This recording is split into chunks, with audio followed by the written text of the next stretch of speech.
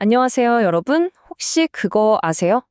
우리나라가 세계 최고 수준의 기대 수명을 자랑하는 동시에 세계에서 가장 오래 입원하는 나라라는 사실. 네, 오늘은 바로 이 한국 의료제도에 숨겨진 아주 흥미로운 역설에 대해 한번 제대로 파헤쳐 보려고 합니다. 생각해 보세요. 세계 최고의 성과와 또 세계 최장의 입원 기간. 어떻게 이 두 가지 얼굴이 한 시스템 안에 같이 존재할 수 있을까요? 오늘 이 자료들을 보면서요, 그 놀라운 효율성의 이면에는 어떤 개인적인 부담이 숨어 있는지 그 빛과 그림자를 함께 들여다보겠습니다.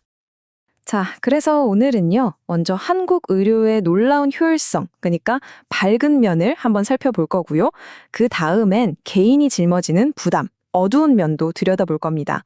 그리고 도대체 왜 이런 독특한 시스템이 만들어졌는지 그 원인을 파헤쳐보고 마지막으로 더 나은 미래를 위한 대안은 없는지 같이 고민해 보겠습니다. 그럼 본격적으로 시작해 볼까요? 한국 의료가 가진 두 얼굴, 그중에서도 먼저 눈부시게 빛나는 쪽부터 한번 살펴보겠습니다. 과연 전 세대가 주목하는 그 성과는 무엇이고 또 그 뒤에 숨겨진 과제는 뭘까요? 먼저 긍정적인 면, 바로 효율성입니다. 보통 의료 선진국 하면 엄청난 돈을 쓴다고 생각하잖아요? 그런데 한국은 어떻게 적은 비용으로 이렇게 좋은 결과를 만들어냈을까요? 그 비밀, 지금부터 데이터로 직접 확인해 보시죠. 자, 이 그래프 한번 보세요. 세로축이 의료비, 가로축이 기대 수명인데요. 그럼 가장 좋은 자리는 어디일까요? 그렇죠. 돈은 적게 쓰고 오래 사는 왼쪽 위 쿼드런트일 겁니다. 그리고 바로 거기에 자랑스럽게도 한국이 딱 자리 잡고 있습니다. OECD 평균보다 돈은 덜 쓰면서 기대 수명은 더 높다는 뜻이죠. 이야, 이 정도면 정말 가성비 최고의 의료 시스템 아닌가요? 근데 이게 다가 아닙니다. 이 그래프는 예방 가능한 사망률이라는 걸 보여주는데요. 이게 뭐냐면 제때 제대로 된 치료만 받았으면 피할 수 있었던 안타까운 죽음의 비율을 말하는 거거든요. 여기서도 한국은 왼쪽 아래, 그러니까 적은 비용으로 이 사망률을 아주 효과적으로 낮춘 그야말로 최상의 그룹에 속해 있습니다. 이쯤 되면 뭐 세계 최고 수준의 시스템이라는 데는 이견이 없겠죠. 하지만 말이죠. 이렇게 화려한 성과 뒤에는 우리가 미처 생각하지 못했던 그림자가 있습니다. 국가 전체의 효율성이 과연 우리 한 사람 한 사람의 행복으로 바로 이어질까요? 자, 이제 동전의 뒷면을 볼 시간입니다. 바로 개인이 짊어지는 숨겨진 부담에 대한 이야기죠. 18.51. 이 숫자가 바로 한국 의료 시스템의 또 다른 얼굴을 상징합니다. 대체 이게 무슨 숫자일까요? 네, 바로 평균 입원 기간입니다. 이 그래프 좀 보세요. 다른 나라들은 저 아래에 있는데 한국만 압도적으로 솟아있죠? OECD 평균이 한 8일 정도 되거든요? 근데 우리는 그 2배를 훌쩍 넘어서 무려 18.5일 동안 병원에 있어야 한다는 겁니다. 아니 도대체 왜 이렇게까지 길어진 걸까요? 입원을 오래 하면 당연히 돈 문제도 따라오겠죠. 근데 정말 아이러니한 게 뭐냐면요. 나라는 의료비를 아끼는데 정작 우리 개인은 돈을 가장 많이 쓰는 나라가 바로 한국이라는 겁니다. 가계 소비 중에 무려 6.1%를 의료비로 직접 쓴다고 하는데요. 이것도 OECD 최고 수준입니다.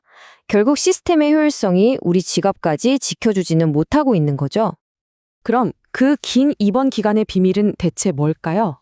바로 이 표에 그 힌트가 있습니다. 2012년과 2020년 데이터를 한번 비교해 보세요. 다른 병원들의 입원 일수 비중은 줄거나 비슷한데요. 맨 아래 요양병원 항목만 한번 보세요. 29.5%에서 46%로 그야말로 폭발적으로 증가했습니다.